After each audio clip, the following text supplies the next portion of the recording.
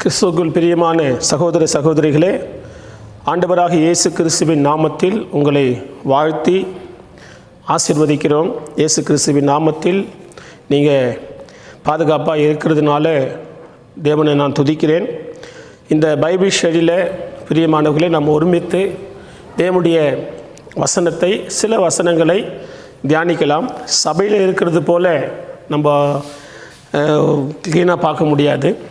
இந்த இடத்துல யூடியூப்பில் நீங்கள் எப்படி புரிந்து கொள்ள முடியுமோ, எவ்வளோ நேரம் உங்களால் பார்க்க முடியுமோ, அது பரிசுத்த ஆவியானவர் உணர்ந்து அவருக்குள்ளே நம்ம உணர்ந்து அந்த காரியத்தை நாம் செய்யலாம். நம் கண்களை மூடி செபிக்கலாம். துதிகளின் மத்தியில் வாசமாக இருக்கிற எங்கள் பரலோக பிதாவே, என் தேவனுடைய அன்பு கரத்தில் உம்மை ஒப்புக் கொடுக்கிறோம் சுவாமி. எங்களை ஒப்புக் கொடுக்கிறோம். நீர் எங்களை கர்த்தாவே ஆண்டவரை நேசித்து உம்மை நீ சிலுவையில் ஒப்புக் கொடுத்தீர்.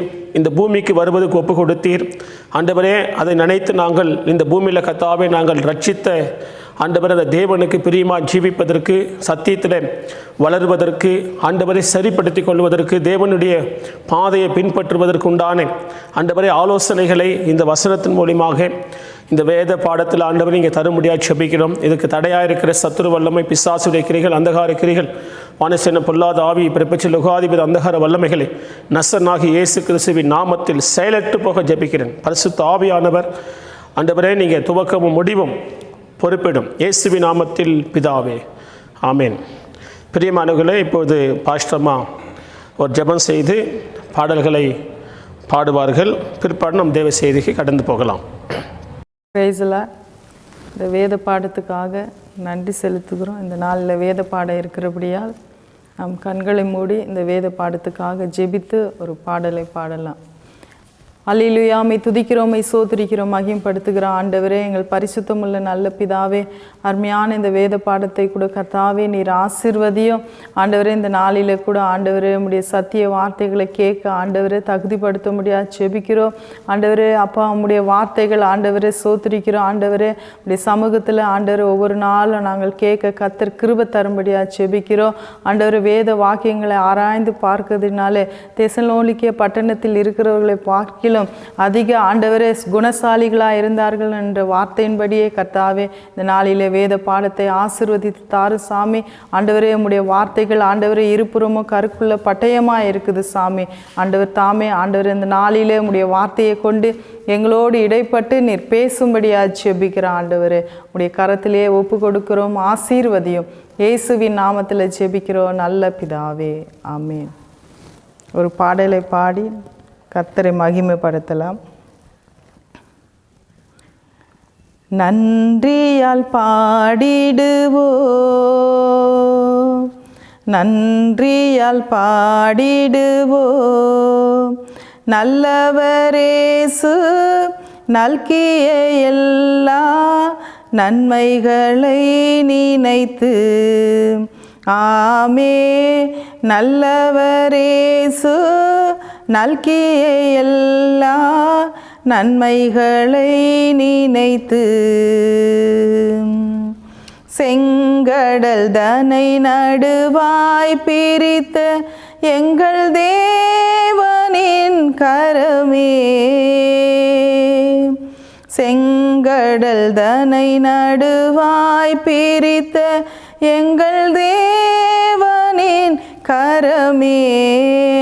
ஆமே, தாங்கியதே என்னால் வரையும் தயவாய் மாதயவா.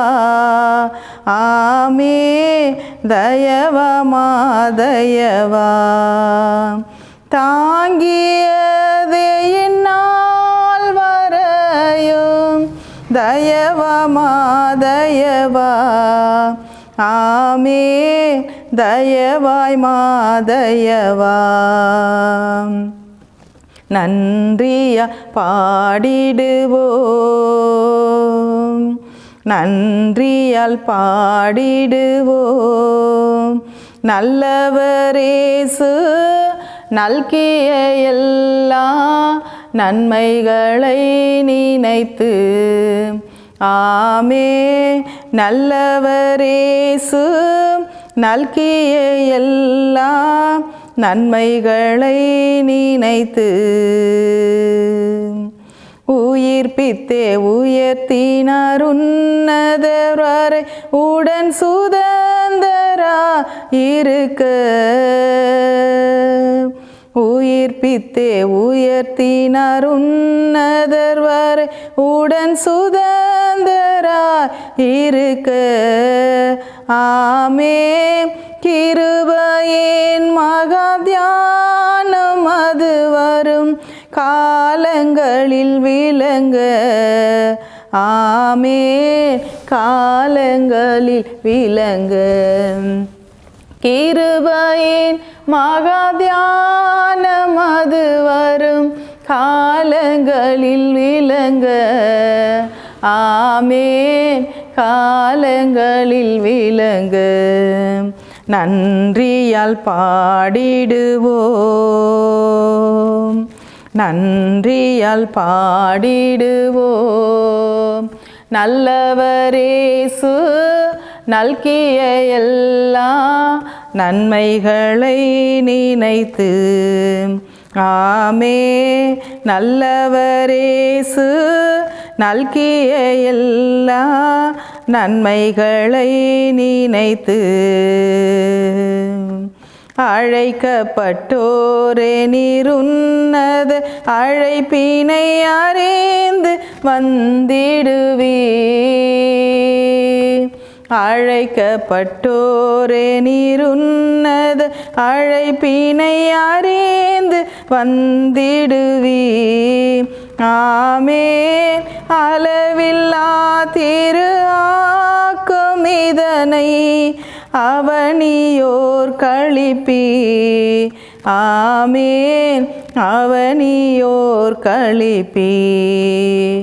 அளவில்லா திரு ஆக்கும் இதனை அவனியோர் களிப்பி.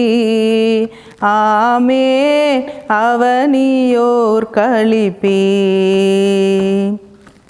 நன்றியா பாடிடுவோம், நன்றியால் பாடிடுவோம். நல்லவரேசு நல்கிய எல்லா நன்மைகளை நினைத்து. ஆமென். நல்லவரேசு நல்கிய எல்லா நன்மைகளை நினைத்து. சீயோனை பணிந்துமே கிறிஸ்தேசு ராஜனா சீக்கிர வருவாம். சீயோனை பணிந்துமே கிறிஸ்தேசு ராஜனா சீக்கிரம் வருவா. ஆமென். சிந்தை வைப்போ சந்திக்கவே சுந்தர முகமே. ஆமென். சுந்தர முகமே. சிந்தை வைப்போ சந்திக்கவே சுந்தர முகமே. ஆமென். சுந்தர முகமே. நன்றியால் பாடிடுவோம், நன்றியா பாடிடுவோம். நல்லவரேசு நல்கிய எல்லா நன்மைகளை நினைத்து. ஆமென். நல்லவரேசு நல்கிய எல்லா நன்மைகளை நினைத்து. ஆமென். இன்னொரு பாடலை கூட பாடலாம்.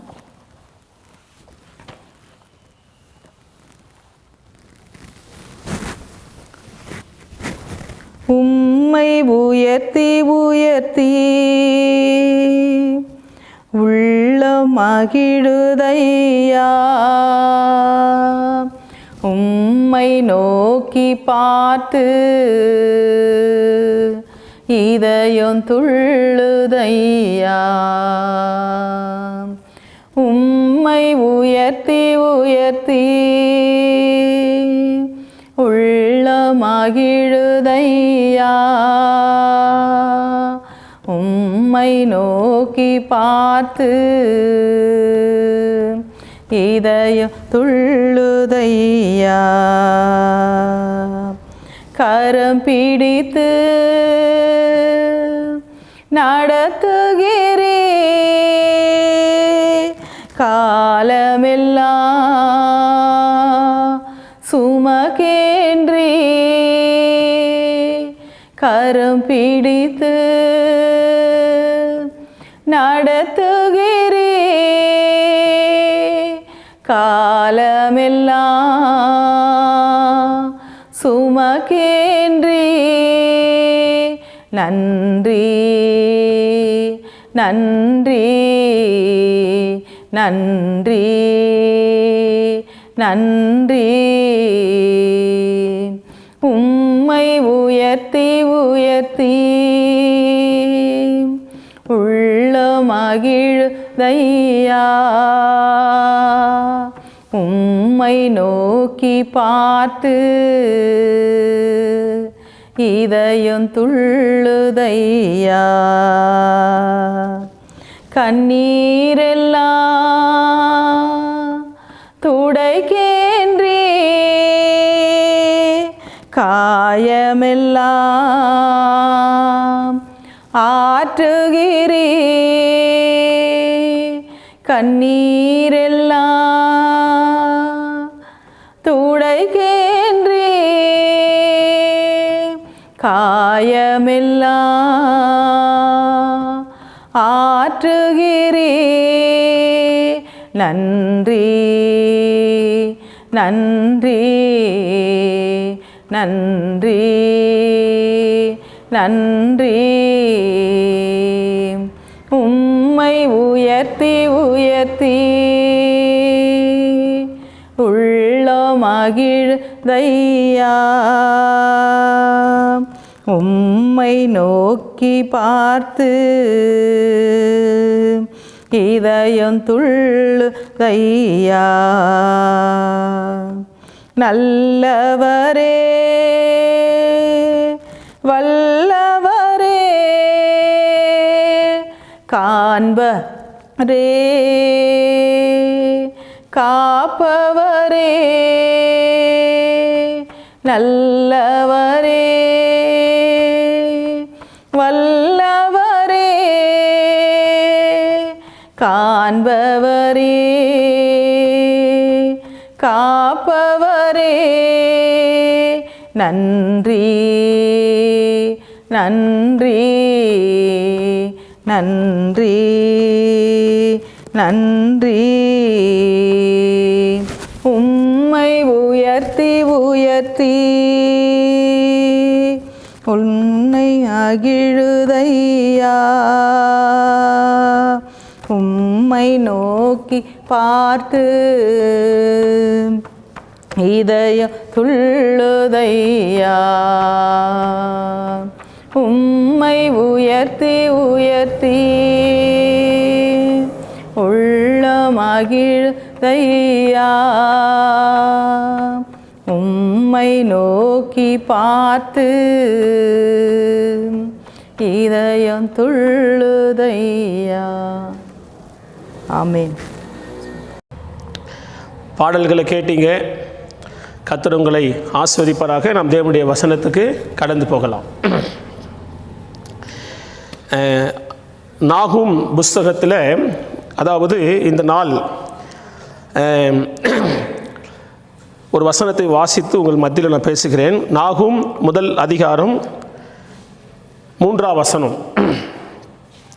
கர்த்தர் நீடிய சாந்தமும் மிகுந்த வல்லமையும் உள்ளவர். அவர்களை அக்கினி இல்லாமல் தப்புவிக்க மாட்டார். கர்த்தருடைய வழி சுழல் காற்றிலும் பெருங்காற்றிலும் இருக்கிறது. மேகங்கள் அவருடைய பாததூளாய் இருக்கிறது. பிரியமானவர்களே, கர்த்தர் நீதிய சாந்தமும் மிகுந்த வல்லமையும் உள்ளவர். அவர்களை ஆக்கினை இல்லாமல் தப்புவிக்க மாட்டார் என்று இங்கே ஒரு வசனம் இருக்கிறது. அதோடு கூட என்ன வாசிக்கிறேன்னு சொன்னால், கர்த்தருடைய வழி சுழல் காற்றிலும் பெருங்காற்றிலும் இருக்கிறது. மேகங்கள் அவருடைய பாத தூளாயிருக்கிறது என்ற ஒரு வசனத்தை பார்க்கிறோம். கர்த்தருடைய வழிகளை நாம் இன்றைக்கு அறிந்து கொள்ளணும். இந்த பைபிள் ஸ்டடியில் நாம் அறிந்து கொள்வது என்னவென்று சொன்னால், இந்த சூழ்நிலை, இந்த ஆவிக்குரிய ஜீவியம் எப்படி போய்கொண்டிருக்கிறது, நம்ம எப்படி வாழ்ந்து கொண்டிருக்கிறோம்.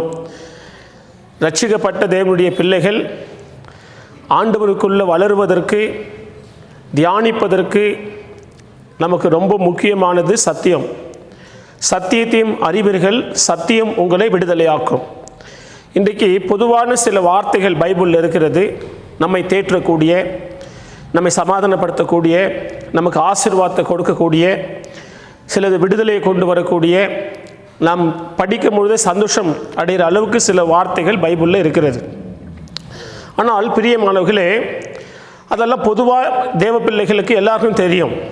ஆனால் அது இந்த பூமியில் நம் ஜீவிக்கிற நாட்களில் அது நமக்கு ஒரு ஆசீர்வாதமாக இருந்தாலும், நம்முடைய பாதைகள் கிறிஸ்துவை பின்பற்றி கடந்து போகணும். ஆண்டவரை பின்பற்றி கடந்து போவதற்கு பரலோக ராஜ்யம் நமக்கு நியமிக்கப்பட்ட அந்த ராஜ்யத்துக்கு நாம் கடந்து போகணும் இல்லைங்களா? அந்த இதற்கு ஒரு வளர்ச்சி தேவை. நமக்கு சத்தியத்தினுடைய அறிவு நமக்கு தேவை. எல்லா சத்தியமும் நம்ம அறிந்தால் மாத்திரமே நம்ம பலனாக இருக்க முடியும். இந்த பூமியில் ஒரு நாள் இருக்கிறது போல் ஒரு நாள் இல்லை, ஒரு நாள் இருக்கிறது போல் குடும்ப வாழ்க்கை இல்லை. நம்முடைய வேலையிலையோ, குடும்பத்திலேயோ, வருமான காரியத்திலோ, சரீர ஆரோக்கிய காரியத்திலையோ, மனதில் காணப்படுகிற நிலைமையை கூட பார்த்திங்கன்னா ஒரு நேரம் இருக்கிறது போல் ஒரு நேரம் இல்லை. ஆனால் வசனம் நமக்குள்ளே இருந்தால் மாத்திரம்தான் இப்படிப்பட்ட சூழ்நிலைகளில் நம்ம உறுதியாக, பலனாக, கவலை இல்லாத ஒரு ஆசீர்வாதமாக இருக்க முடியும். ஆகையால் சத்தியம் நமக்கு முக்கியம். இயேசு சொன்னார், நானே வழி, நானே சத்தியம், நானே ஜீவன் என்று சொன்னார். அப்போது அந்த வழி என்று சொல்லுகிறதே, தேவனுடைய வழி என்று சொல்லுவது நம்ம அறிய பிரயாசப்படணும், அதில் கற்றுக்கொள்ளணும். யார் கர்த்தருக்கு பயந்து அவருடைய வழிகளில் நடக்கிறானோ அவன் பாக்கியவான் என்று 128 சங்கீதம் 1 வசனம் சொல்லுகிறது. அப்போ அந்த வழியில் நடக்கணும்னு சொன்னால் வழி தெரியணுமா இல்லையா? இப்போ வழியே தெரியாது எப்படி அந்த வழியில் போகிறது? இங்கே என்ன சொல்லப்படுகிறது? இந்த வசனம் கர்த்தருடைய வழி சுழல் காற்றில் இருக்கிறது என்று நாகும் 1 அதிகாரம் 3 வசனம் சொல்லுகிறது. கர்த்தருடைய வழி சுழல் காற்றிலும் பெருங்காற்றிலும் இருக்கிறது என்று சொல்லி இந்த தீர்க்கதரிசி சொல்கிறார். இப்போது சுழல் காற்று, பெருங்காற்று, இப்போ ரெண்டுத்தையும் ஒரே டைம் நான் பேச முடியாது. சுழல் காற்று என்று சொன்னால் இந்த பூமியில் சுழல் காற்று வரும் பொழுது அது சுழட்டி கொண்டு போய் எங்கே விடுதுன்னு தெரியாது. அது சில பொருட்களாக இருக்கலாம். சில நேரத்தில் பாருங்கள், காற்று வீசும். இந்த மழை நேரங்களில் காற்று அடிக்கும். சில நேரத்தில் பெருங்காற்று வரும். பெருங்காற்று வந்துச்சுனாக்கா எத்தனையோ வீடுகள் மேலே இருக்கிற டேங்கெல்லாம் அடித்து கீழே தள்ளிடும். எத்தனையோ இந்த போட்டிருக்கிற செட்டுங்க சில பலவீனமாக இருக்கிறதெல்லாம் கீழே தள்ளிடும். அப்படி நம்ம பார்க்குறோம்.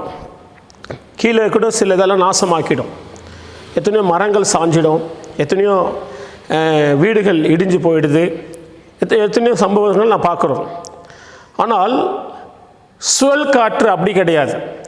சொட்டி சொட்டி சொட்டி சொட்டி அதில் மனுஷன் மாட்டிக்கினான்னு வச்சுங்க, அது எங்கே கொண்டு போய் சொருவும் தெரியாது. இது கடலில் கூட சில நேரத்தில் ஏற்படும், சமுத்திரத்தில் ஏற்படும் சுழல் காற்று. இது காற்று என்று சொல்லுவது எதை காட்டுகிறது? ஒரு சோதனையை காட்டுகிறது. சோதனை பாடுகளை காட்டுகிறது. இந்த சோதனை பாடுகள் இந்த வழியாக தான் கர்த்தருடைய வழியே இருக்கிறது. சோதனையில் தான் கர்த்தருடைய வழி, பாடுகளில் தான் கர்த்தருடைய வழி. இதெல்லாம் நம்ம பைபிள் ஸ்டடியில் தெளிவாய் அறிந்து கொள்ளுறோம். தேவனுடைய பிள்ளைகள் ஒரு சந்தோஷத்தில் நம்ம கர்த்தரோடு கூட இருந்துடலாம், ஒரு ஆசீர்வாதத்தில் கர்த்தரோடு இருந்துடலாம்.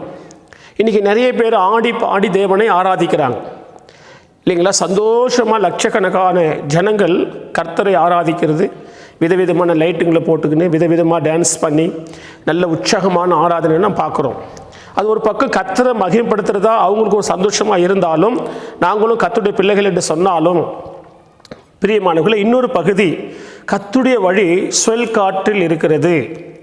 சுழல் காற்றும் தாங்க முடியாது, பெருங்காற்றும் தாங்க முடியாது, நிற்க முடியாது. ரெண்டுமே ஜீவனுக்கு, மனுஷனுடைய பூமியில் ஜீவிக்கிற ஜீவனுக்கு உலகத்தில் தேவன் மேலே விசுவாசம் இல்லாதவர்களுக்கு சுழல் காற்றுன்னு சொன்னால் பயந்துருவான், பெருங்காற்றுன்னு சொன்னாலும் பயந்துருவான் இல்லைங்களா? அப்போது இவ்வளவு சந்தோஷமாய் ஆராதிக்கிற இந்த கிறிஸ்தவ மக்கள் தன்னுடைய வாழ்க்கையில் ஏற்படுகிற கஷ்டங்கள், தன்னுடைய வாழ்க்கையில் ஏற்படுகிற வறுமைகள், லாபம் குறைவு, ஆசீர்வாதம் குறைவு, பொல்லாத சோதனைகள், அதாவது உன்னை பற்றி தப்பாக பேசும் பொழுது, உன் சரீரத்தில் பாதிக்கப்படும் பொழுது, உன் குடும்பத்தில் இழப்புகள் வரும் பொழுது, உன்னுடைய வாழ்க்கையில் நினைச்ச காரியங்கள் தாமதமாகும் பொழுது, உன்னுடைய கிறிஸ்தவ ஜீவியம் அந்த நேரத்தில் ஜெயிக்கக்கூடிய ஒரு வழி இருக்கிறது. இதுதான் சுழல் காற்று. எல்லாத்திலும் சுற்றி சுற்றி சுற்றி உன்னை ஊமையிலேயே காரணம் காட்டுவாங்க, ஊமையிலேயே வந்து விழும். நீ தான் ஆண்டவருடைய பிள்ளை, நீ தான் கர்த்தருக்கு ஒன்று ஒப்பு கொடுத்துருக்குற. ஏன்னா ஜீவனுக்கு போகிற வாசல் இடுக்கம் என்று சொல்லி மத்தேயு 7:14 சொல்லுகிறார். இடுக்கமான வாசல் வழியாய் பிரவேசிங்கள் என்று. அது ஒரு வழி. ஜீவனுக்கு போகணுமா இடுக்கம் இல்லைங்களா? அப்போது கேட்டுக்கு போகிற வழி விசாலமாக இருக்குது. அதிலே சொல்லுது 13:14 மத்தேயு. இங்கே சுழல் காற்று. இந்த சுழல் காற்றுன்னு சொன்னால் சோதனை. கர்த்தரை பின்பற்றுகிற பக்தியாக இருக்கிற தேவனுடைய பிள்ளைகள், விசுவாசமாக இருக்கிற தேவ பிள்ளைகள் நன்றாக தெரிஞ்சு கொள்ளணும், இந்த வழியாக தான் தேவனை பின்பற்ற முடியும் இல்லைங்களா? அப்போஸ்தலரில் கூட அப்போஸ்தலனாகிய பவுல் தன்னுடைய சீஷர்களை வந்து என்ன பண்ணுறாருன்னா பலப்படுத்துகிறார். எப்படி பலப்படுத்துகிற பாருங்க, சோதனைக்கு மேலே சோதனைகள் அவங்க சந்திக்கிறாங்க. 14:22 அப்போஸ்தலர் 14:22 சீஷருடைய மனதை திடப்படுத்தி விசுவாசத்திலே நிலைத்திருக்கும்படி அவர்களுக்கு புத்தி சொல்லி, நாம் அநேக உபத்திரவங்களின் வழியாய் தேவனுடைய ராஜ்யத்தில் பிரவேசிக்க வேண்டும் என்று சொன்னான்.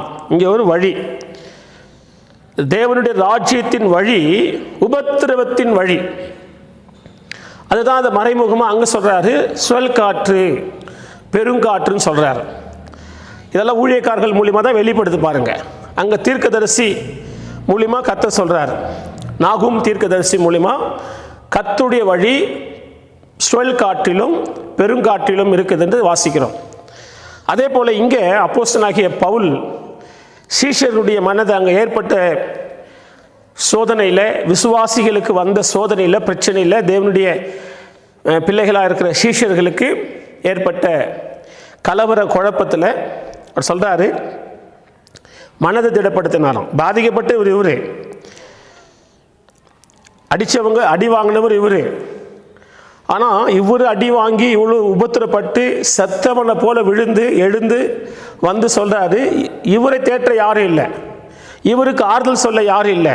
ஆனால் இவர் நன்றாக தேவனை அறிந்தபடினால, நல்லா உறுதியாக ஆண்டவரை இவர் தெளிவாக புரிந்து கொண்டதுனால, தேவனுடைய வழி இவருக்கு அறிஞ்சு கொண்டதுனால அந்த வெளிப்பாடு இவருக்கு இருக்கிறது, அந்த வெளிச்சம் இருக்கிறது, கர்த்தருடைய வெளிச்சம் அவருக்கு இருக்கிறதுனால இவர் என்ன சொல்கிறாருன்னா, இவர் தான் பாதிக்கப்பட்டார், இவர் தான் சோதிக்கப்பட்டார், செத்துட்டான்னு சொல்லிட்டு விட்டுட்டு தூக்கி எறிஞ்சிட்டு போயிட்டாங்க. அந்த அளவுக்கு இவரை அந்த இடத்துல கஷ்டம் கொடுத்தாங்க. ஆனால் இவர் என்ன பண்ணார்னா, கர்த்தருக்குள் தான் திடப்படுத்தி தேவ பலத்தினால் எழுந்து சீஷர்களை பலப்படுத்துகிறார். சீஷருடைய மனதை திடப்படுத்தினார். அவன் மனது ரொம்ப சோர்ந்துட்டுக்கும். இன்றைக்கி இருக்கிற சூழ்நிலை, தப்பி பிழைப்போமா, வாழ முடியுமா என்றெல்லாம் இருக்குது. விசுவாசத்தினால் நீதிமான் பிழைப்பான் இல்லைங்களா? விசுவாசத்தினால நீதிமான் பிழைப்பான். இந்த விசுவாசத்தில் நீ நிற்கணும். அப்போ இந்த வழிகளை நம்ம வசனத்தின் மூலிமா அறிந்து கொள்வது, வசனத்தின் மூலிமா, வசனத்து மேலே வசனம், நம்ம சில வசனங்களை பார்க்கும் பொழுது அந்த வசனம் நம்மளை உறுதியாக காக்கும். ஏன்னா உம்முடைய வசனம் என் கால்களுக்கு தீபமாக இருக்கிறது. வேதத்தில் 119 சங்கீதம் 105 சொல்லுது, உம்முடைய வசனம் என் கால்களுக்கு தீபம். அப்போ தேவனுடைய வசனம் நமக்கு வெளிச்சம். அப்போ இந்த வழி தேவ ராஜ்யத்துக்கு போகிற வழி என்ன சொன்னால் இதுதான். அநேக உபத்திரவங்களின் வழியாய் பாருங்கள், அநேக உபத்திரவங்களின் வழியாய் நாம் தேவனுடைய ராஜ்யத்தில் பிரவேசிக்க வேண்டும் என்று சொன்னான்.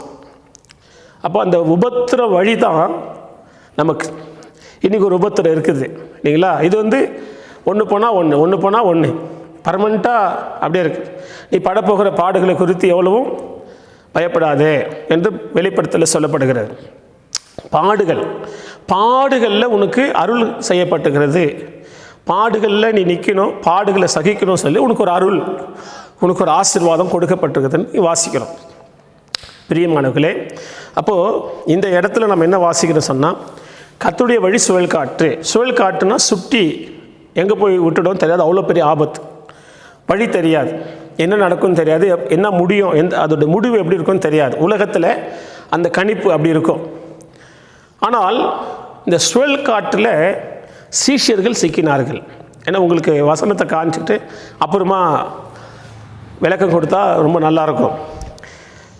மார்க்கு சுவிசேஷம் 4ஆம் அதிகாரம் 37ஆம் வசனத்தை நீங்கள் வாசிங்க. அங்கே நீங்கள் பார்த்தீங்கன்னா பிரியமானவர்களே, மார்க்கு சுவிசேஷம் 4ஆம் அதிகாரத்தில் 37ஆம் வசனம் என்ன வாசிக்கிறோம்? அப்பொழுது பலத்த சுழல் காற்று உண்டாகி படகு நிரம்பத்தக்கதாக அலைகள் அதன் மேல் மோதிற்று.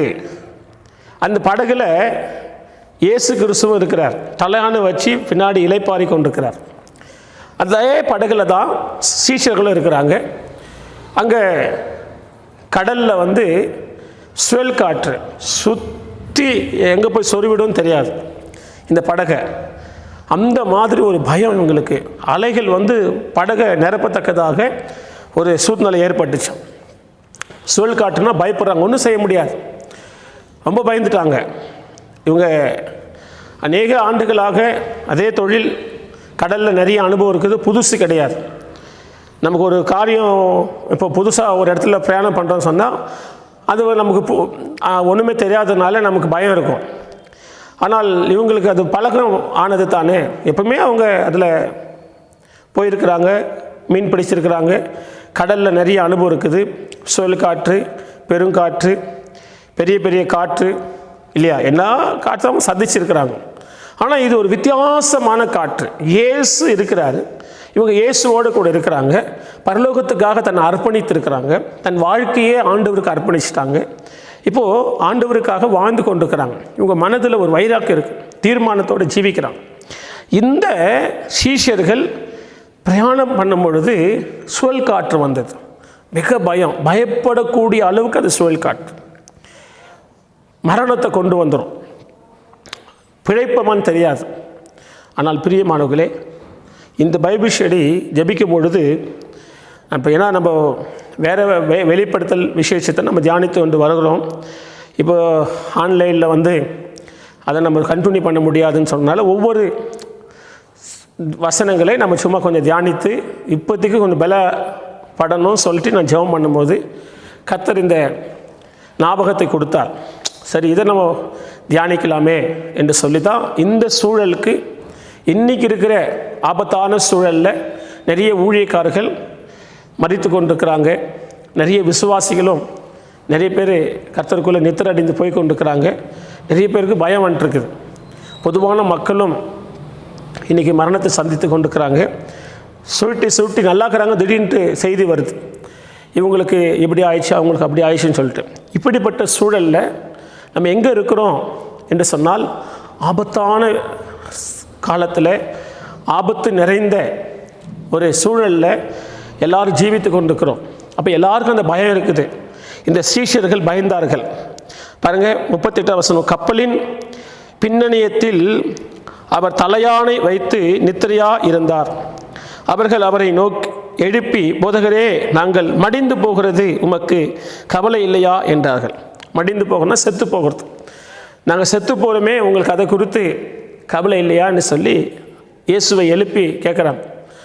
அந்த அளவுக்கு அவங்க வாழ்க்கையில் அந்த பயம் ஏற்பட்டது, அந்த சூழ்நிலை அவர்களுக்கு ஏற்பட்டது. ஆனால் நாகும் என்ன சொல்கிறாரு,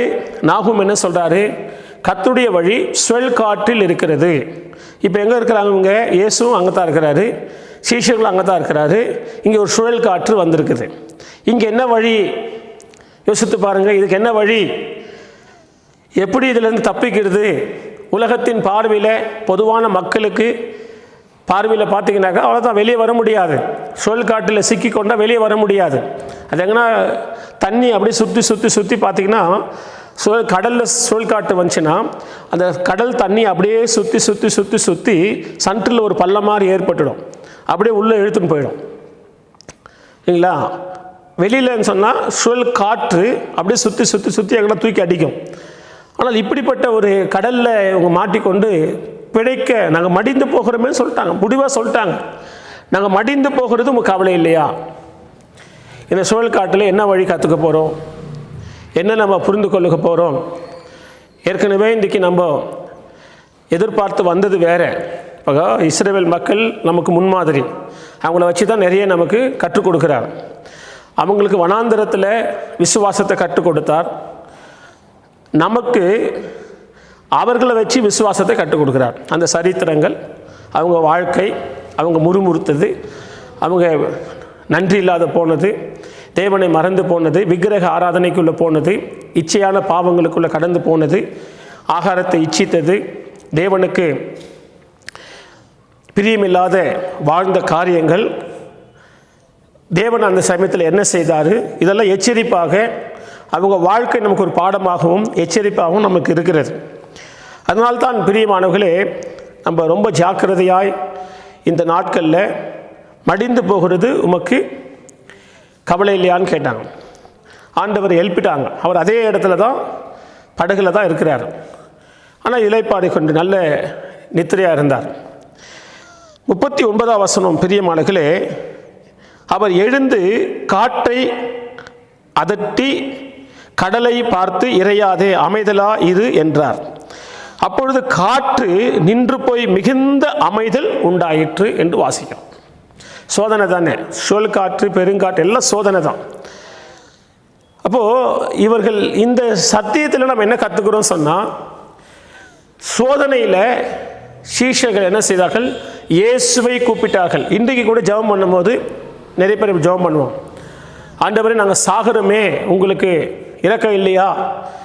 நாங்கள் மடிந்து போகிறோமே, பசியில் சாகிறோமே, வறுமையில் சாகிறோமே, சோதனையில் சிக்கிக்கொண்டு வழி தெரியாத சாகிறோமே, இந்த பிரச்சனைக்கு என்ன முடிவுன்னு தெரியலையே, என் பிள்ளை வாழ்க்கைக்கு என்ன முடிவுன்னு தெரியலையே, என் பொண்ணு வாழ்க்கைக்கு என்ன முடிவுன்னு தெரியலையே, இந்த நோயை குறித்து எவ்வளோ காசு செலவு பண்ணிட்டோம், என்னென்னவோ நாங்கள் பார்த்துட்டோம், இந்த எப்படி தான் முடிவுன்னு தெரியலையே, இதில் நாங்கள் சத்து கொண்டிருக்கிறோமே, நாங்கள் இதில் சோதிக்கப்பட்டு கொண்டிருக்கிறோமே என்று சொல்லி இன்றைக்கி கூட ஜெபம் பண்ணுறவங்க இருக்கிறாங்க, ஆண்டவரை பார்த்து உரிமையோடு பேசுகிறவங்க இருக்கிறாங்க.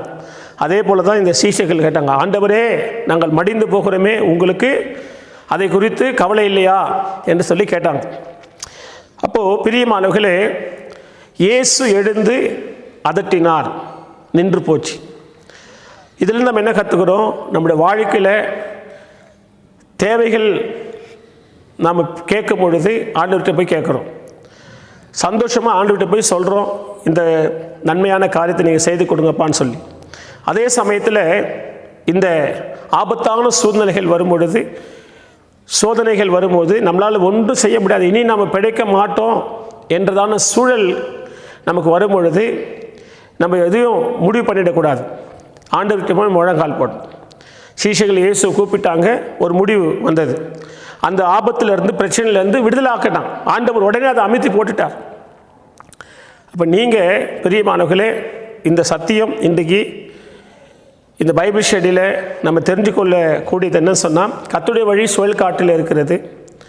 இந்த சுழல் காற்றில் ஆண்டவர் அவங்களுக்கு ஒரு பாடம் கற்றுக் கொடுத்தார். இவ்வளோ பெரிய சுழல் காற்று, கடலில் கொந்தளிப்பு ஏற்பட்டது, சுழல் காற்று வந்தது, இதில் நம்ம பிழைக்கணும்னா ரொம்ப கஷ்டம்.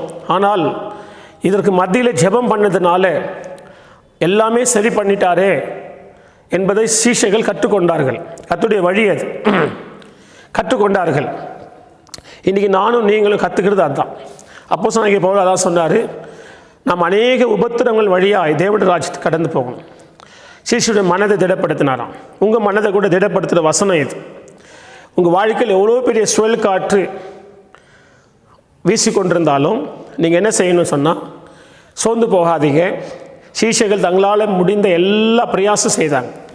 எப்படியெல்லாம் காப்பாற்றிக்க முயற்சி எடுத்தாங்களோ, அவங்களுடைய பலன், அவங்க ஞானம், அவங்களுடைய அனுபவம், அவங்க என்னென்ன செய்ய முடியுமோ எல்லாம் பார்த்தாங்க. அவங்களால முடியல. கிறிஸ்துக்குள்ளே நம்ம வந்துட்ட பிற்பாடு, இயேசுவை தெய்வமாக ஏற்றுக்கொண்ட பிற்பாடு, நம்முடைய ஞானம், அறிவு, தெளிவு, அனுபவம் அங்கே பயன்படுத்தலை பிரியமானவர்களே. ஏன்னா அந்த வழி வேறு, நம்ம வழி உலக வழி. உலக வழியில் நம்ம வந்துட்டோம். அதில் எல்லாமே நமக்கு அனுபவம் இருக்கிறது. ஒன்றில் நம்ம மாறி போயிடலாம். இப்போ நீங்கள் ஏதோ ஒரு இடத்துக்கு வண்டியில் போகிறீங்க, ரோட்டில் போகிற இடத்துல உங்களுக்கு ஒரு இடத்துல டிராஃபிக் ஜாம் ஆச்சுன்னு வச்சுங்க. நீங்கள் பழகின இடம், பல சந்து பொந்தெல்லாம் உங்களுக்கு தெரியும். நீங்கள் என்ன பண்ணுவீங்கன்னா, சரி இந்த இடத்துல டிராஃபிக்காக இருக்குது, முன்னாடி போக முடியாது, ரொம்ப லேட் ஆகும்னு சொல்லிட்டு உடனே உங்களுக்கு தெரிஞ்ச வழியை திருப்பிடுவீங்க. திருப்பிட்டு கொஞ்சம் சுற்றின்னு வந்தால் கூட ஃப்ரீயாக போயிடலான்னு சொல்லிட்டு போயிடும். அப்படி நானும் போனது உண்டு, நீங்களும் போயிருக்கலாம். இது உலகத்தில் வழிகள். நமக்கு தெரிஞ்சதுனால நம்ம எப்படினாலும் சுற்றின்னு போயிடலாம். பல வழிகள் இருக்குது உலகத்தில். ஆனால் கிறிஸ்துவுக்குள்ளே பல வழி கிடையாது, ஒரே வழி தான். நீ போகிற கிறிஸ்து பாதையில் இயேசுவை பின்பற்றி போகிறேன்னு சொன்னால், அங்கே உனக்கு இந்த மாதிரி ஒரு சோதனை, பாடுகள் வந்துச்சுன்னா அதை தப்பி வேறு வழியில் போக முடியாது. நிறைய பேர் பாடுகள்லேருந்து வெளியே தப்பிச்சு வரணும்னு பார்க்குறான், முடியாது. புரியுதுங்களா? நிறைய பேர் விசுவாச ஜீவியத்துக்கு ஒப்பு கொடுத்து பின்வாங்கி போயிருக்கிறார். சோதனை பின்வாங்கி போயிருக்கிறார். கடினமாக பேசும்போது போயிட்டுருக்கிறார். அதிகமான கஷ்டங்கள் வரும்போது இயேசு விட்டு நிறைய பேர் போயிட்டுருக்கிறாங்க. விசுவாசிகள் நன்றாக இருக்கும்போது, ஆசீர்வாதம் பெறும் பொழுது ஆண்டவரை புகழ்ந்தவர்கள், பைபிளை நெஞ்சில் வச்சு சாட்சி கொடுத்தவர்கள், அநேகருக்கு இயேசுவை பற்றி சொன்னவங்க, ஆசீர்வாதம் மேலே ஆசீர்வாதம் வரும்போது இயேசுவை சுமந்தவர்கள். ஆனால் ஆண்டவர் அவர்களை வளர்க்க, அவர்களை உருவாக்க, அவர்களை தேவனுடைய சித்தத்துக்கு ஏற்ற மாதிரி அவர்களை கொண்டு வருவதற்கு அவர் செயல்படும் பொழுது தன்னை ஒப்பு கொடுக்க மாட்டான். புரியுதுங்களா? அது கஷ்டம், தாங்க முடியாது. யாருன்னா நம்மளை பேச வைப்பார் ஆண்டவர். நம்மளை எவ்வளோ நீ நியாயமாக நீதியாக நடந்தால் கூட யாருன்னா ஒருத்தரை விட்டு நீ அநியாயக்காரன்னு சொல்ல வைக்குவார். நீ நிரூபிக்க முடியாது. நீ செய்யாத தப்பை நீ செய்தன்னு சொல்ல வைக்குவார் ஆண்டவரே செய்வார். ஆண்டவர் எப்படி சோதிக்கிறார்ன்றது பைபிளில் நிறைய வசனம் நான் படித்து உணர்ந்து இந்த வசனங்களை அவங்களுக்கு பேசினுக்கிறேன். ஆண்டவர் பணத்தினால் சோதிக்கிறவர். பணம் கொடுத்து சோதித்து பார்ப்பார். உன்னை சுதந்திரமாக விட்டு சோதித்து பார்ப்பார். என்ன பண்ணுற பார்க்கலாம். நீ ஆண்டவருக்குள்ளே எப்படி இருக்கிற பார்க்கலாம். உன் தீர்மானம் எப்படி ஜெயிக்குது பார்க்கலாம். நீ உன்னோட விசுவாச வாழ்க்கை நீ எப்படி காத்துக்கிற, உன்னை ஒழுங்கு காரியத்தை எப்படி காத்துக்கிறன்னு சொல்லி உனக்கு ஃப்ரீடம் கொடுத்தே சோதித்து பார்ப்பார். சில பேரை புகழ விட்டு சோதித்து பார்ப்பார். சில பேர் மேலே கொண்டு உயரத்தில் நிற்க வச்சு சோதித்து பார்ப்பார். உன்னை கொண்டு பல காரியத்தை ஆண்டவர் செய்ய வச்சு அதில் சோதித்து பார்ப்பார். வெற்றி பாதையில் நீ போகும்போது நீ ஆண்டவர் நல்லவர்னு சொல்லுவேன். உனக்கு பணம், பொருள், ஆசீர்வாதங்கள் பெருகும்பொழுது நீ கர்த்தரை விட்டு கொடுக்கவே மாட்டேன். ஆண்டவருக்காக நான் இப்படி நிற்குவேன் அப்படி நிற்குவேன்னு சொல்வேன். ஆனால் என்னுடைய அனுபவத்தில் எத்தனையோ பேர் ஆண்டவரை விட்டு போயிட்டாங்க. எத்தனையோ ஊழியக்காரர்களுக்கு, உடன் ஊழியக்காரர்களுக்கு, சபையில் இருக்கிற ஊழியக்காரங்க எத்தனை பேர் ஊழியத்தை விட்டு ஓடிட்டு இருக்கிறாங்க. கஷ்டங்கள் வரும்போது, நிறைய பலு கொடுக்கும்பொழுது, விசுவாசிங்களால் பிரச்சனைகள் வரும்போது, ஒரு குற்றச்சாட்டு வந்தால் போதும் ஊழியக்காரன் கூட நிற்க மாட்டான். அந்த மாதிரி எவ்வளோ பேர் ஓடிட்டுருக்கிறாங்க. இதெல்லாம் சுழல் காற்று. எங்கேருந்து எப்படி வந்துச்சு, யார் மூலியமாக வந்துச்சு தெரியாது. அப்படி ஒரு ஐயா சொல்லுவார், சாது ஜேம்ஸ் என்றதானே ஒரு தேவ ஊழியர். அவருடைய பிரசங்கம் ஒரு காலத்தில் நிறைய பேர் விரும்பி கேட்பாங்க. அவர் சின்ன சின்ன காரியங்களை ஜனங்களுக்கு நல்ல புரிகிற மாதிரி சொல்லுவார். சோதனை என்று சொல்லுவது எல்லாருக்கும் பொதுவானது. கர்த்தரை பின்பற்றி எல்லாருக்குமே சோதனை. அவர் சொல்வார், இயேசுவோடு கூட 12 சீஷர்கள் இருந்தார்கள். அந்த சீஷர்கள் கடபார போல, அதுக்கு பிற்பாடு நாமெல்லாம் வந்து சாதாரண இலைகள் போல. புரியுதுங்களா? அப்போது இயேசு என்ன சொன்னார்? பச்சை மரம். இயேசு வந்து பச்சை மரம். பச்சை மரத்துக்கே இவைகளை செய்தாரானால் பட்டை மரம்னு சொன்னார். நம்மளை பட்டை மரத்துக்கு என்ன செய்ய மாட்டாங்க. அப்போது இவர் சொல்கிறாரு, 12 சீஷர்கள் அந்த சோதனையில் பிரிஞ்சு ஓடிட்டாங்க. கடபாரியே காற்றுல பறக்குதுன்னு சொன்னால் சாதாரண இலைகள் நிற்குமா காற்றுல? சொல்லுங்கள். சுழல் காற்று, பெருங்காற்றுனா இந்த மாதிரி சீஷர்கள் கடபாரை போல நல்ல உறுதியாக நிற்கக்கூடியவர்களே கடபாரை எங்கன்னா காற்றுல பறக்குமா? யோசித்து பாருங்கள். அந்த மாதிரி ஸ்ட்ராங்காக இருந்த சீஷர்கள், உறுதியாக இருக்க வேண்டியவங்களே இந்த அளவுக்கு பறந்து போயிட்டாங்கன்னு சொன்னால் இந்த சுழல் காற்றில் இலைகள் நிற்குமா? இலைகள் எப்படி நிற்கும்? யோசித்து பாருங்கள். இலைகள்லாம் நாம தான். அதுபோல் ஒரு விளக்கத்தை கொடுப்பார். இன்றைக்கி உன்னை சுழல் காற்றுனா அங்கே காற்று வந்துச்சு, கடலில் காற்று வந்துச்சு, இங்கே சீஷர்களுக்கு பிரச்சனை வந்துச்சு அப்போஸ்தலரில், அதை நம்ம பார்த்துன்னுக்குறோம். இப்போ என் வாழ்க்கையில் என்ன இருக்குதுன்னு சொன்னாக்கா, சோதனைன்றது அதானே நமக்கு மனசுக்கு பிடிக்காது நடக்கும். நம்ம புகழை எதிர்பார்த்தாக்கா அங்கே அவமானம் வரும். பெருமையாக நினச்சாக்கா நம்மளை வெறும் சாதாரணமாக சிறுமையில் நினைக்கிறாங்க. நம்மளை மேன்மையாக நினைக்கிறோம், அவங்கள தாழ்மையாக நினைக்கிறாங்க. நம்மளை நல்ல மரியாதையாக பேசுவாங்க என்று எதிர்பார்த்தாக்கா உன்னை அப்படி பேசலை, உன்னை வேறு மாதிரி பேசுகிறாங்க. ஏன்னா எந்த மனுஷனுக்கு இந்த உலகம் கை கொடுக்குதோ, உலகத்தில் எந்த மனுஷன் வெற்றி பெறுறானோ அந்த மனுஷன் பரலோக வாழ்க்கையில் தோல்வி அடைஞ்சிடும். இதுதான். நீ உலகத்தில் வெற்றி பெற்றுட்டேன்னு வச்சுக்கோ, நீ எங்கே வந்து ஆண்டு சமூகத்தில் உட்கார போகிற, எப்போ வந்து பைபிள் படிக்க போகிற, எப்போ வந்து உபாசம் பண்ண போகிற, எப்போ வந்து ஆராதனை பண்ண போகிற? இல்லை. நீங்கள் எவ்வளோ பேரை பாருங்கள், வேலையில் தோல்வி அடைஞ்சவன், பண விஷயத்தில் தோல்வி அடைஞ்சவன், திருமண வாழ்க்கையில் தோல்வி அடைஞ்சவன், குடும்ப வாழ்க்கையில் சோதிக்கப்பட்டவன், போராடி போராடி போராடி ஒன்றும் செய்ய முடியாத சுழல் காற்று சோதனை என்ற சூழலில் சிக்கிக்கொண்டு ஆண்டவர்கிட்ட வந்து அழுது கொண்டு உபவாசித்து கொண்டு அவர் சமூகத்தில் வளர்ந்து கொண்டே இருப்பாங்க. சத்தியத்தை கேட்டு கேட்டு கேட்டு அந்த சோதனை தான் சத்தியத்தில் அவங்கள வளர செய்யுது. அவங்களுக்கு பாவ சிந்தனை போகாது. இங்கே போகணும், அங்கே போகணும், அது செய்யணும். ஏன்னா பிரச்சனை. அவங்க தோல்வி அடைஞ்சிடான். வேலையில் தோல்வி, பண விஷயத்தில் தோல்வி, படிப்பில் தோல்வி, உலக காரியத்தில் தோல்வி. தோல்வி அடைஞ்சி கர்த்தரிடத்தில் வந்து வெற்றி பெறுறாங்க, ஆத்துமா ரட்சிப்பு பெற்றுறாங்க. அது எவ்வளோ பெரிய ஆத்துமாவே ஜெயிச்சிட்டாங்க. உலக காரியத்தில் தோல்வி.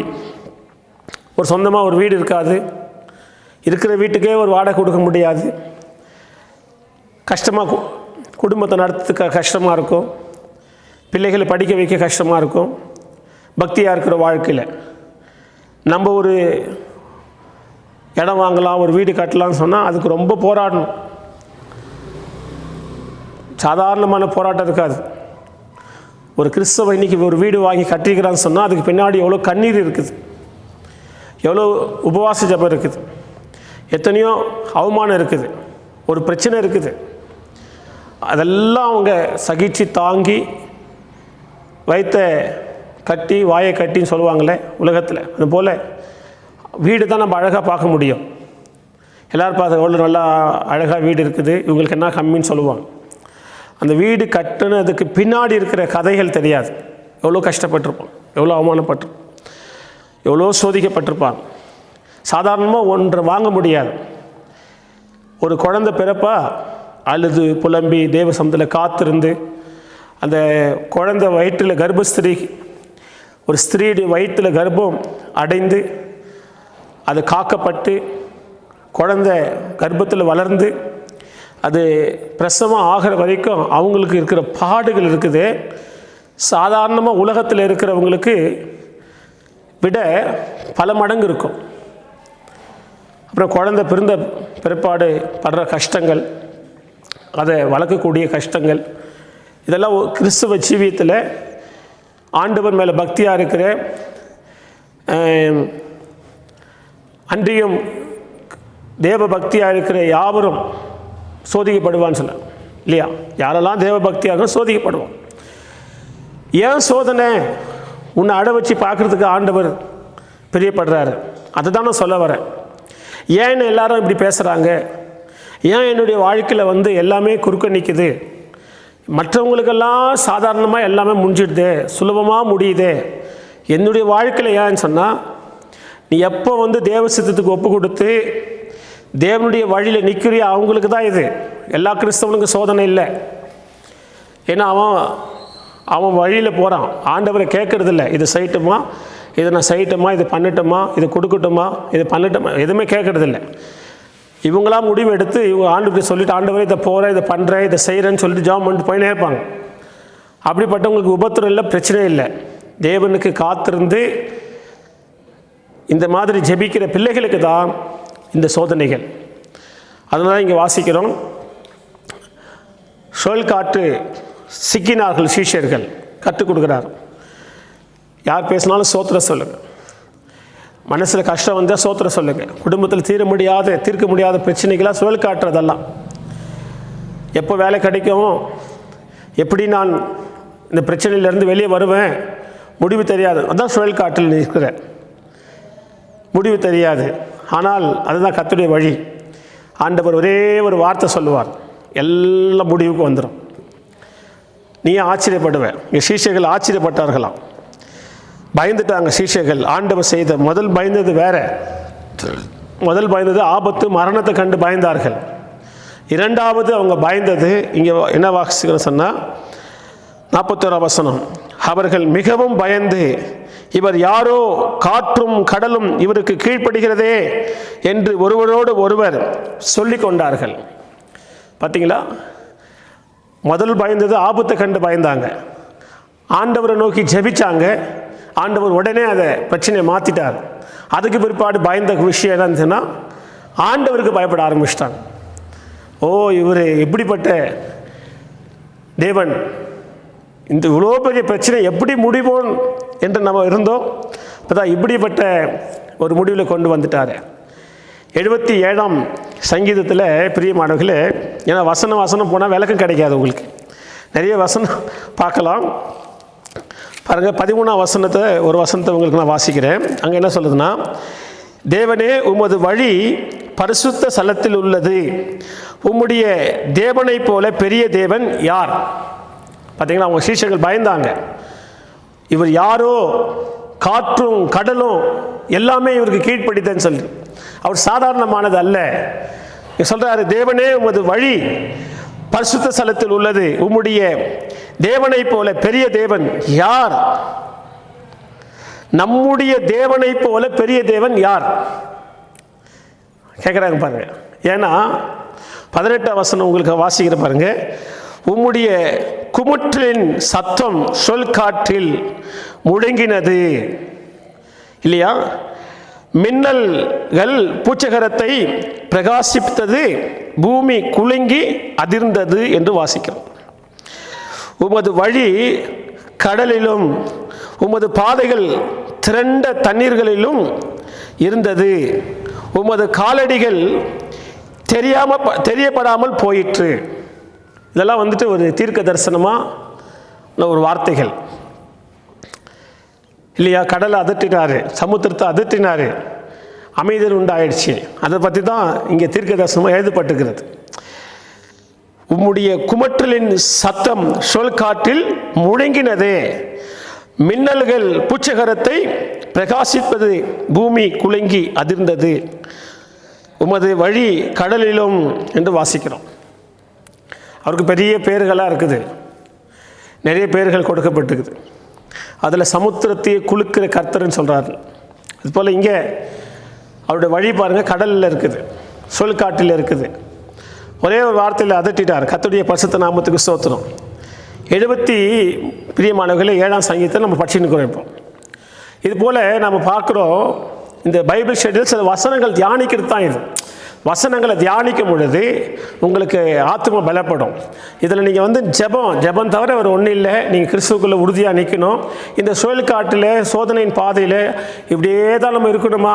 வேலை மேலே பிரச்சனை, குடும்பத்தில் பிரச்சனை, சரீரத்தில் பிரச்சனை, கணவன் மனைவிக்குள்ள பிரச்சனை, பணப்பிரச்சனை, இப்படியே பிரச்சனை போராட்டம்னு சொல்லியிருந்தா நாங்கள் ஜெபம் பண்ணி என்ன பிரயோஜனம்? அப்போ எங்களுக்கு என்ன ஆசீர்வாதம்? உங்களுக்கு உலகத்தில் கூட ஒரு ஆசீர்வாதம் இருக்குது. எவ்வளவு ஆசீர்வாதம் இருந்தாலும் இந்த சோதனை போராட்டத்திலேருந்து நீ வெளியே வர முடியாது. இது வெளியே எடுத்துட்டாக்கா நீ கர்த்தரோடு கூட நெருங்கவோ, கர்த்தருக்குள்ள வளர்ச்சி அடைவோ, உன்னை தேவன் தெரிந்து கொண்ட அந்த ராஜ்யத்துக்கு நீ தகுதியாக முடியாது. சுகபோகத்தை விரும்புகிறவன் உயிரோட செத்தவன். பாடுகளை நிற்கணும், முழங்கால் போட்டு ஜெபிக்கணும், பரிசுத்த ஆவிய அபிஷேகத்தை சீக்கிரமாக பெறணும், அந்நிய பாஷையோடு ஆண்டவரோடு உறவாடணும். அபிஷேகம் பெறாத எந்த தேவ பிள்ளைகளும் சோதனையில் பின்பற்ற முடியாது. அவங்களுடைய மனது வேறு மாதிரி மாறிடும். அவங்கள கீழே தள்ளுறதுக்கு பொல்லாத ஆவிகள் காத்து கொண்டிருக்கும். அவங்க மனசில் விழுந்து கிடப்பாங்க, வெளியில் தான் போராடி கொண்டிருப்பாங்க. அதனால தான் அபிஷேகம் சீக்கிரம் பெற்றுக்கொள்ளணும். ஞானஸ்தானம் எடுக்காதவங்க ஞானஸ்தானம் ஒப்பு கொடுத்து தன்னை தகுதிப்படுத்திக் கொள்ளணும். அதெல்லாம் வந்துட்டு பிரியமானவர்களே ஆசீர்வாதம். இந்த சுழல் காற்று வந்து முடிவு என்ன இருக்கும் பாருங்கள். உங்களுக்கு அதிக நேரம் இல்லை, சொல்லி முடிச்சிடுறேன். 2 ராஜாக்கள் புஸ்தகம் 2ஆம் அதிகாரம் 1 வசனத்தை வாசிக்கும் பொழுது, 2 ராஜாக்கள் புஸ்தகம் 2ஆம் அதிகாரம் 1 வசனத்தில் உங்களுக்கு நான் வாசிக்கிறேன். அங்கே என்ன வாசிக்கிறேன் சொன்னால், கர்த்தர் எலியாவை சுழல் காட்டிலே பரலோகத்துக்கு எடுத்து கொள்ள போகிற பொழுது எலிசாவோட கூட என்ன சொல்கிறாராம், கில்காலிலிருந்து புறப்பட்டு போனான். அப்போ இங்கே என்ன வாசிக்கிறோம், கர்த்தர் எலியாவை சுழல் காட்டிலே பரலோகத்துக்கு எடுத்துக்கொள்ள போகிற பொழுது. அப்போ இந்த எலியாவை ஒரு தேவ மனுஷனை பரலோகத்துக்கு எடுத்துக்கொள்ள போகிற வழி சுழல் காற்று.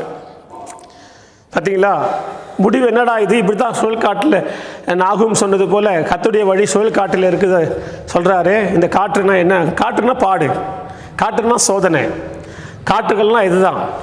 நீ எந்த சோதனையிலும் நிற்க பழகி கொள்ளணும். யார் என்ன சொன்னாலும் சோத்திரம், என்ன நஷ்டம் வந்தாலும் சோத்திரம், அது மேலே உயிர் விட்டுறக்கூடாது. அப்படியே போயிட்டு மூழ்கி உக்காந்துடக்கூடாது. ஐயோ இப்படி பேசிட்டாங்களே, என்னை விட்டு இவங்க போயிட்டாங்களே, அவங்க போயிட்டாங்களே, நான் இப்படி நினச்சேனே அப்படி நினச்சேனே, அதெல்லாம் இருக்காது. கர்த்தர் உனக்கு ரட்சிப்பை கொடுத்துட்டாரா, நீ கர்த்தரோடு இரு, கர்த்தர் உங்க கூட இருக்கட்டும். இதெல்லாம் வந்து டெம்பரவரியான வாழ்க்கை. இன்றைக்கி கண் திறக்கப்பட்டது. இன்றைக்கி பிரசங்கமே தேவையில்லை. இன்றைக்கி உலகத்தில் நடக்கிறது நியூஸில் சொல்லிடுறாங்க. நியூஸு பார்த்தீங்கன்னாவே ஒரு பிரசங்கம் மாதிரி ஆகிடுது. உங்களுக்கு யார் யார் கைவிட்டுட்டாங்க, யாரெல்லாம் எப்படி போயிட்டாங்கன்னு சொல்லிட்டு தெரிஞ்சுக்கலாம். அந்த அளவுக்கு இன்றைக்கி உலகம் மாறி இருக்குது. சுழல் காட்டு நான் பாடலே நிற்கிறேன், பாடலே நின்னா பரிசுத்தம் ஆகிறேன். பரிசுத்தமாகிறதுக்கு தான் இதெல்லாம் இல்லைங்களா? அப்போது நம்முடைய வாழ்க்கையில் நம்ம பரிசுத்தத்துக்கு ஒப்பு கொடுக்கணும். அதுக்காக வைராக்கியமாக இருக்கணும். உன்னை நீ பிரதிஷ்டை பண்ணணும், ஆண்டவருக்காக உன்னை பிரதிஷ்டை பண்ணணும். பிரதிஷ்டை என்று சொல்லுவதே பரிசுத்த வாழ்க்கை. பரிசுத்தத்துக்காக உன்னை ஒப்பு கொடுக்கணும். உன் கண்களை பரிசுத்தத்துக்கு ஒப்பு கொடுக்கணும், உன்னுடைய செவியை பரிசுத்தத்துக்கு ஒப்பு கொடுக்கணும், உன்னுடைய இருதயத்தை பரிசுத்தத்துக்கு ஒப்பு கொடுக்கணும், உன்னுடைய ஆவி ஆத்துமா சரீரத்தை பரிசுத்தத்துக்கு ஒப்பு கொடுத்து அனுதினமும் பரிசுத்தத்தை பாதுகாத்து கொள்ள, பரிசுத்தமாய் வாழ நீங்கள் உதவி செய்யணும். ஆண்டவரே, நம்மளுக்கு வர சோதனைகள் எல்லாம் அந்த பரிசுத்தத்தை கெடுக்கிறதுக்கு தான், கிறிஸ்துவ விட்டு உன்னை பிரிக்கிறதுக்கு தான், உன்னுடைய ஜெப வாழ்க்கையை உடைக்கிறதுக்கு தான், இந்த வேத வசனத்தை தியானிக்காதபடி உன்னை அழிக்கிறதுக்கு தான் உன்னை நோக்கி சோதனை வருது. யாராவது ஏதாவது சொல்லிடுறது, பார்க்காததை பார்த்துன்னு சொல்லிடுறது, ஏதாவது ஒரு சூழல் வந்து உன்னை சுகபோகத்தில் கொண்டு போகிறது, நல்ல உன்னை சுகமான ஜீவியத்தில் கொண்டு போகிறது. உலகத்தாரனையே பார்த்துன்னு ரட்சிக்கப்பட்ட மனுஷன் ரட்சிக்கப்படாதுன்னே பார்த்துன்னுப்பான் பாருங்கள். வேணா நீ உலகத்தில் நான் சொல்கிறத சோதிச்சு பாருங்கள். ஆண்டவருடைய பிள்ளைங்களை ஆவிக்குரிய ஜீவியத்தில் கர்த்தரை யார் பயபக்தியை பின்பற்றுறாங்க அவங்களெல்லாம் பார்க்க மாட்டாங்க. எவ்வளோ பிரசங்கம் கேளு, இதில் வர 108 பிரசங்கத்தை டிவி மேலே போட்டு ஆன் பண்ணி பார்த்துனே இருப்பாங்க. நாள் முழுதும் பிரசங்கம் கேட்பாங்க. ஒரு மாற்றம் இருக்காது, ஒரு வளர்ச்சி இருக்காது, ஒரு வைராக்கியம் வராது, தன்னை அர்ப்பணிக்கவே மாட்டாங்க, அப்படியே இருக்கிற மாதிரியே இருப்பாங்க. எந்த சுத்திகரிப்பும் இருக்காது. ஏன்னா இவங்க பார்க்குறது வந்து உலகத்து மனுஷரையே.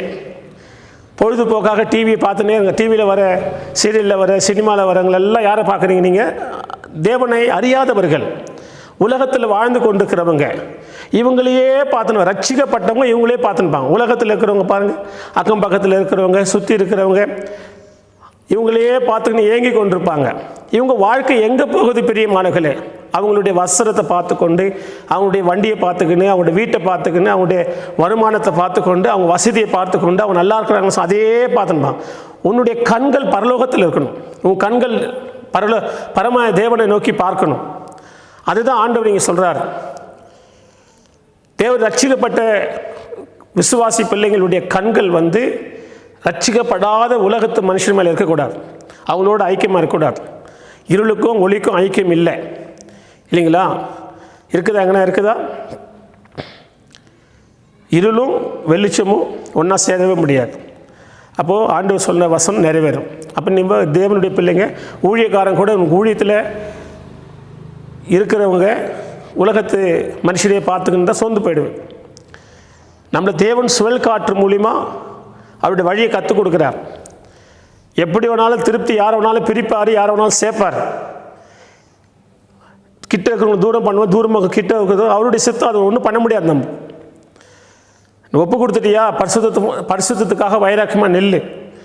எந்த ஒரு ஆசைக்கோ எந்த ஒரு இச்சைக்கோ இடம் கொடுக்காத. இடம் கொடுத்தினாக்கா உன்னுடைய அழைப்பை நீ நஷ்டப்படுத்திக்குவேன். உன்னை வெறுத்து வெறுத்து வாழ. இந்த உலகத்தை வெறுக்க கற்றுக்கும். பாவத்தை வெறுத்து, உலக ஆசா பாசங்களை வெறுத்து, கிறிஸ்துவின் உடையவன் தங்கள் ஆசை இச்சைகளில் எல்லாம் என்ன பண்ணுறாங்களாம்? சிலுவையில் அறைந்திருக்கிறான்னு சொல்லி கலாத்தியரில் 5:24 வாசிக்கிறோம். இது மாதிரியெல்லாம் வாழணும். அப்போ பரலோகத்துக்கு சுழல் காட்டில். அப்போ எலியாவை எடுத்துக்கொள்கிறதுக்கு முன்னாடி கில்காலுக்கு எலிசா கூட போனான்னு வாசிக்கிறோம். அதிலே 11ஆம் வசனத்தை வாசிக்கும் பொழுது என்ன வாசிக்கிறோம்? அவர்கள் பேசிக்கொண்டு நடந்து போகையில் இதோ அக்கினி ரதமும் அக்கினி குதிரைகளும் அவர்கள் நடுவாக வந்து இருவரையும் பிரித்தது. எலியா சுழல் காற்றிலே பரலோகத்துக்கு ஏறி போனான். Praise the Lord. கரங்களை தட்டி கர்த்தரை மகிமைப்படுத்துங்க. எலியா எந்த காற்று மூலியமாக பரலோகத்துக்கு ஏறி போனாராம்? சுழல் காற்று மூலியமாக, இல்லைங்களா? அப்போது இந்த இது எப்படி வந்திருக்கும்? அந்த அந்த அந்த சூழல் எதிர்பாருங்க. எலிசாவோடு 2 பேரும் பேசிக்கொண்டே போய் கொண்டிருக்கும் பொழுது ஒரு சுழல் காற்று வந்தது. அந்த சுழல் காற்று என்ன ஆச்சுன்னா, அவர்கள் பேசிக்கொண்டு நடந்து போகையில் இதோ அக்கினி ரதமும், அக்கினி ரதம், ரதமே அக்னியாக வருது. அக்கினி ரதமும் அக்கினி குதிரைகளும் அவர்கள் நடுவாக வந்து இருவரையும் பிரித்தது. எலியா சுழல் காற்றிலே பரலோகத்திற்கு ஏறி போனான். ஊழியக்காரனே, விசுவாசியே, இந்த வசனங்கள் நம்ம எல்லாருக்கும் பொதுவாக. சுழல் காற்றுன்னு சொன்னால் புரிஞ்சிக்க முடியாத, யோசிக்க முடியாத சோதனைகள், கஷ்டங்கள் இந்த உலகத்தில். தொடர்ந்து பிரச்சனை, தொடர்ந்து பாடுகள். பாடுபடுவதுக்கு தான் ஊழியம். ஊழியமே பாடுபடுறது தான். அது வந்து கொண்டே இருக்கும். நம்மெல்லாம் பரவாயில்ல, ஒன்றுமே இல்லைங்க, ஜீரோ கூட இல்லை. நம்ம சரித்திரத்தை பார்த்தோம் சொன்னால் எத்தனை பேர் மிஷினரிங்க ரத்த சாட்சியாக மரிச்சிருக்கிறாங்க. எத்தனை ஆண்டுடைய பிள்ளைங்க இயேசுவுக்காக மரிச்சிருக்கிறாங்க. அவங்களெல்லாம் பார்க்கும்போது நம்ம வாழ்க்கை ஒன்றும் இல்லை. ஏதோ ஒரு 4 பேர் ஏதோ பேசுகிறாங்க, குடும்பத்தில் ஏதோ கஷ்டம் வருது, பிரச்சனைகள் வருது, சமுதாயத்தில் நமக்கு சில இக்கட்டு வருது, அவ்வளோதான். சில வியாதியில் கொஞ்ச நேரம் கஷ்டப்படுறது, சில மன சங்கடத்தில் இருப்போம், இவ்வளோ தான், வேறு ஒன்றும் கிடையாது. இதுக்கே பெரிய உபத்திரம் சோதனைன்னு சொல்லி கொண்டிருப்போம். ஆனால் அந்த மாதிரியெல்லாம் ஆண்டவருக்காக மரித்தவங்க, ஆண்டவருக்காக வெட்டப்பட்டவங்க, குத்தப்பட்டவங்க, எரிக்கப்பட்டவங்களெல்லாம் நம்ம பார்த்து சொன்னால் எப்படி? அதான் அக்னி ரதம் அக்னி குதிரைன்னு சொல்கிறாங்களே, இதெல்லாம் இப்படியெல்லாம் அவங்க பரலோகத்துக்கு போயிட்டாங்க. உயிரோடு இருந்தாங்க, திடீர்னு எரிச்சிட்டாங்க. உயிரோடு இருந்தாங்க, திடீர்னு அவங்கள அடிச்சு போட்டாங்க. இப்படி சுழல் காற்றில் போயிட்டாங்க அவங்கெல்லாம். எலியா சுழல் காற்றில் எடுத்துக்கொள்ளப்பட்டார், பரலோகத்துக்கு எழுதப்பட்டது. உன் வாழ்க்கையில் காற்று சோதனை அந்த நேரத்தில் பிரிக்கப்பட்டது. ஆனால் பிரியமானவர்களே, இது மூலிமா நம்ம பரலோகத்துக்கு தான் போவோம். உபத்திர சோதனைகள் மூலிமா நீ பரலோகத்து பாதையில் நீ கடந்து போகிற. ஒருவேளை வீட்டில் இருக்கலாம், உன் வீட்டில் எல்லோரும் இருக்கலாம், உனக்கு சுற்றி ரட்சிக்கப்பட்டவங்களும் இருக்கலாம், ரட்சிக்கப்படாதவங்களும் இருக்கலாம், எல்லோரும் இருக்கலாம். ஆனால் உன்னை தேவன் தெரிந்து கொண்டார். இந்த நீதியான வாழ்க்கைக்கு, சத்தியமான வாழ்க்கையில் வசனத்துக்கு ஒப்பு கொடுங்க. யாரையும் மனநோக்கடிச்சிடாதீங்க. உங்களுக்கு சோதனை வரும்போது யாரையும் புண்படுற மாதிரி பேசிடாதீங்க. ஒரு வேளை தவறி பதறி பேசியிருந்தால் அவங்கக்கிட்ட நீங்கள் மனஸ்தாபத்தோட மன்னிப்பு கேளுங்க, சமாதானம் ஆகுங்க. ஏன்னா ஒருத்தர் நம்ம மனசு நோக்கடிச்சிட்டு நம்ம பரலோக ராஜ்யம் போக முடியாது. நிறைய பேர் அப்படி ஜீவிக்கிறாங்க, நிறைய பேர் அப்படி திருவிருந்து எடுத்துக்கிறாங்க. யார் மேலாம் நீ குற்றம் சாட்டியிருந்தீன்னா, ஒன்றுமில்லாத உன்னுடைய பழி தீர்க்கணும்னு சொல்லி யார் மேலே குற்றம் சாட்டியிருந்தீனாக்கா அதை நீ சரிப்படுத்திக்கும். யார் மேலே குற்றம் சாட்டினோ அவங்களோட சமாதானம் ஆகு. நான் செய்து தப்பு, உன்னை பற்றி நான் தப்பாக சொல்லிட்டேன், என்னை மன்னிச்சுன்னு சொல்லுங்கள். அதுதான் ஒழுங்கான தேவ பயம் உள்ள வாழ்க்கை. யார் என்ன பண்ணிட முடியும் என்ன அப்படி நினைக்காத. பரலோகத்துக்கு போக முடியாது உன்னால். இடுக்கமான சத்தியம், இடுக்கமான வாசல். நம்ம எல்லாருக்கிட்டையும் சமாதானமாக இருக்கணும், பரிசுத்தமாக வாழணும். அதுக்கு தான் இந்த உபத்திரம் சோதனைகள் தேவன் நடத்துகிறாரு. உன்னுடைய வைராக்கியம் என்ன தெரியுமா? நான் பில்டிங்கை கட்டணும், உலகத்தில் பெரிய பணக்காரன் ஆகணும், சாதிக்கணும்னு நினைக்காத. உன்னுடைய வைராக்கியம் நான் பரிசுத்தமாக வாழணும், அது ஒன்று போதும். அதில் நில்லு, அதுக்காக பிரயாசப்படு, அதுக்காக இந்த வசனங்களை படி, பிரசங்கத்தை கேளு, உன்னுடைய அழைக்கப்பட்ட அழைப்பில் நில்லு. சில நேரத்தில் ஊழியக்காரர்களாகி நாங்கள் கடிந்து கொண்டால் கூட மனசில் முறுமுறுக்கக்கூடாது, எதிர்த்து நிற்கக்கூடாது. அதில் நீங்கள் உறுதியாக நிற்கணும். வசனத்தில் நீங்கள் என்ன பண்ணணும்? ஒப்பு கொடுக்கணும். இதெல்லாம் பிரியமானவர்களே சத்தியத்தின் பாதைகள். திட்டம் போது ஊழியக்காரர்கள் கடிந்து கொள்ளும் பொழுது, உங்களை சில காரியங்களை சொல்லும் பொழுது நீங்கள் அதை என்ன செய்யக்கூடாது? அல்லல் தட்டக்கூடாது. அது உங்கள் ஆவிக்குரிய வாழ்க்கை பாதிக்கும். ஊழியக்காரர்களை பற்றி மனசில் கோவப்படக்கூடாது, யாரை பற்றியும் கோவப்படக்கூடாது. நீங்கள் இந்த வசனம், நீ பரிசுத்தமாக்கி பரலோகம் போகிறதுக்கு உன்னை ஆயத்தப்படுத்து. வளர்ச்சி அடைவதற்கு ஆண்டவரோடு கூட கரம் பிடிச்சி இந்த பூமியில் நீ நட. அதுக்கு தான் இந்த காற்று, இந்த சுழல் காற்று புயல் காற்றெல்லாம் அடித்து கொண்டு கடைசியில் எங்கே போய் சேர்த்தது பார்த்தீங்களா? பரலோகத்துக்கு கொண்டு போய் சேர்த்தது. அதுபோல் கர்த்தர் என்னையும் உங்களையும் இன்றைக்கு பல காற்றுகள் வீசி கொண்டிருந்தாலும் கர்த்தர் நம்மை கொண்டு போய் சேர்க்கிற இடத்துல அழகாக கொண்டு போய் சேர்ப்பார். ஆகையால் இந்த வசனங்களை கர்த்தர் ஆசீர்வதிப்பாராக. நம் கண்களை மூடுவோம், ஜெபிக்கலாம். ஸ்தோத்திர ஆண்டவரே, ஸ்தோத்திரிக்கிறோம், துதிக்கிற ஆண்டவரை மகிழ்ப்படுத்துகிறோம்.